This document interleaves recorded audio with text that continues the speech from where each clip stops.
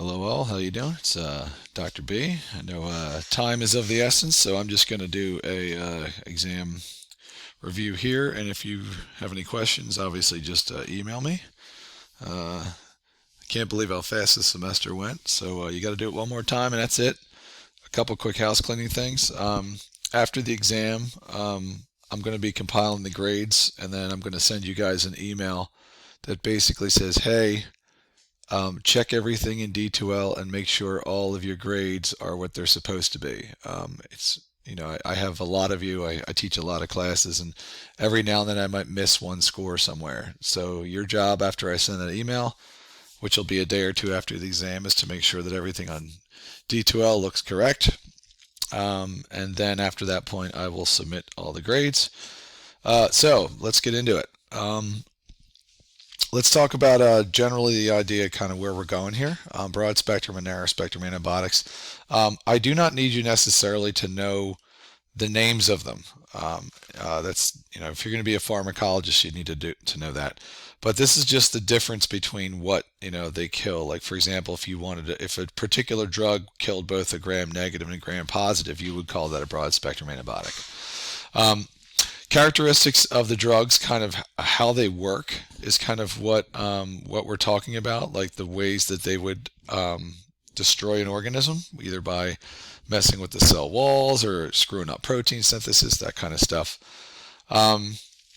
MIC, you want to know that, minimum inhibitory concentration, TI therapeutic index, TD thermal death. Kirby Bauer isn't read, but it almost should be read. You're going to have a couple questions on that. So actually, I would say probably that should be read. There'll be a fair amount of points on that one. So I'm going to go back in after this video and make it read. Obviously, you did a lab on it, and you'll be asked to interpret that on the exam as well.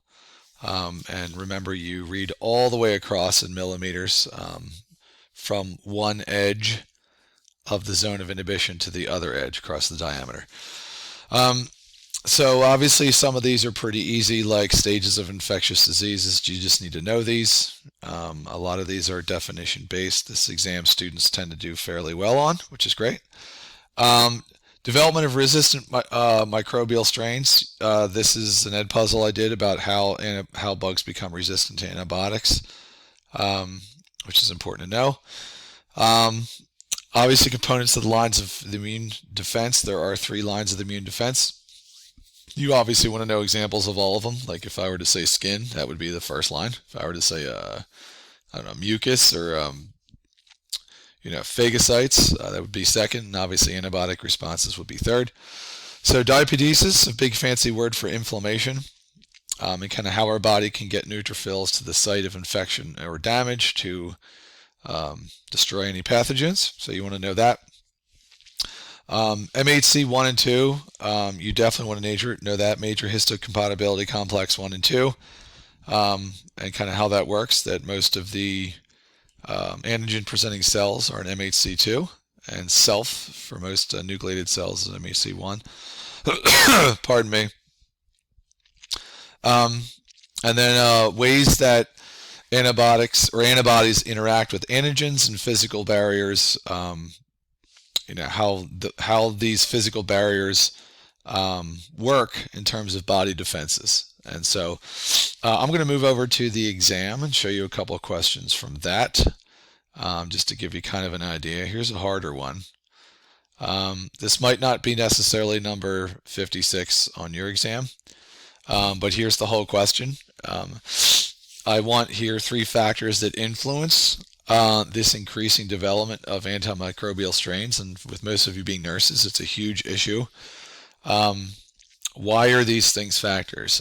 Don't just list them down. You're going to get partial credit if you only list them. You want to basically explain why they are. Since it's the last exam, I'm showing you probably a little more than I should, but that's okay. So this obviously is one of the other examples where you'd have to put these in particular locations of where they go in terms of the point of view of the host being infected. You can have a few questions like this. I kind of really like these.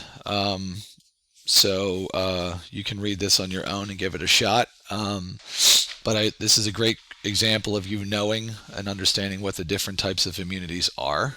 So you will have more than one example of that. Let me go ahead and show you one more exam question.